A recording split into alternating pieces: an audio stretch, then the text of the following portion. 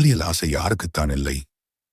நாம் நல்ல மனிதராக அதிர்ஷ்டவசமாக மதம், மார்க்கம், கலாச்சாரம், பண்பாடு என இன்னபிற காரணங்களால் எமது பாலியல் வேட்கையை மட்டுப்படுத்தி மனித மாண்புடனும் மனிதநேயத்துடனும் தீய எண்ணங்களையும் தீய செயல்களையும் கட்டுப்படுத்தி வாழ்ந்து கொண்டிருக்கிறோம்.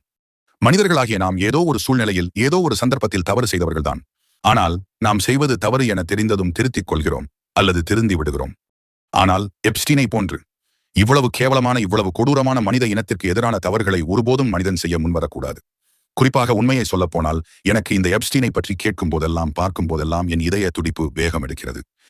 நான் உயிருடன் இருந்து என்ன சாதிக்கிறேன் என்று என் மனதிற்குள் ஒரு மனம் என்னையே கேள்வி கேட்கிறது. எனக்கு இறைவன் அதிகாரம் கொடுக்க மாட்டாரா? எனக்கு ஏதோ ஒரு வகையில் ஒரு சக்தி, அதாவது ஒரு பவரை எனக்கு அருள் புரிய மாட்டாரா? இவர்களை வேரோடு அழிக்க, இவர்களின் ஆணவங்களை அடக்க ஏதோ ஒரு சக்தி இவர்களெல்லாம் அழித்துவிட வரமாட்டானா யாரோ ஒருவன் ஹீரோவாக? இல்லை, இறைவன் வரமாட்டானா என்று என் மனம் கேள்வி எழுப்புகிறது.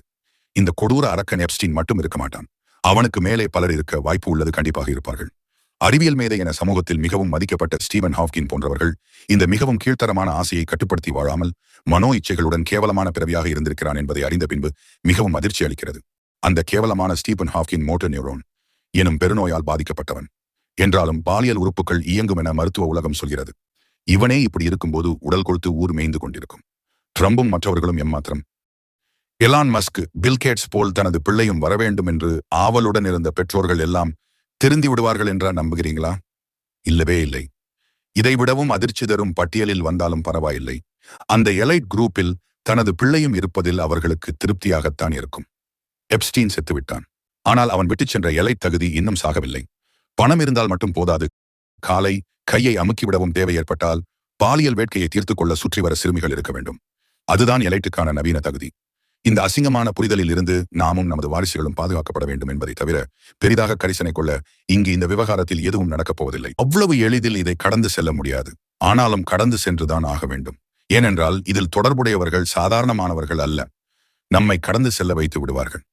எப்படி என்று கேட்கிறீங்களா? அமெரிக்காவில் உள்ள ஆயிரக்கணக்கான சிறுமியர்கள் ஒன்றுபட்டு பேரணியாக சென்று வெள்ளை மாளிகையை முற்றுகையிட்டு ட்ரம்பை ராஜினாமா செய்ய முன்வந்து விட்டார்களா? இல்லை. இந்த உலகத்தில் அதிகாரத்தில் உள்ள அநீதிக்கு எதிராக தீர்ப்பு வழங்கக்கூடிய நீதிபதிகள், நீதிமன்றங்கள் இந்த கொடூரர்களுக்கு எதிராக ஒன்றிணைந்து புரட்சி செய்ய முன்வருவார்களா? இல்லை. மக்கள் இதற்கு பெரும் திரளாக ஒன்றிணைந்து ட்ரம்ப், எலான் மஸ்க், பில்கேட்ஸ் போன்ற அரக்கர்களுக்கு எதிராக போராட முன்வருவார்களா? எதுவும் நடக்கப் போறதில்லை, நடக்கவும் நடக்காது. இப்படி மீறி போராட்டங்கள் அவர்களுக்கு எதிராக நடந்தால் வெளி உலகத்துக்கு வராமல் கட்டுப்படுத்துவார்கள். ஏனென்றால் மீடியாக்கள் மற்றும் பவர்ஃபுல்லான அதிகாரம், ஆளுமை எல்லாம் அவர்கள் கையில் உள்ளது. ஆனாலும் அவ்வளவு எளிதில் மக்கள் விட்டுவிட மாட்டார்கள். இன்னும் அதிர்ச்சியாக தொடர்ச்சி 2 சப்ஸ்கிரைப் பண்ணி தொடருங்கள்.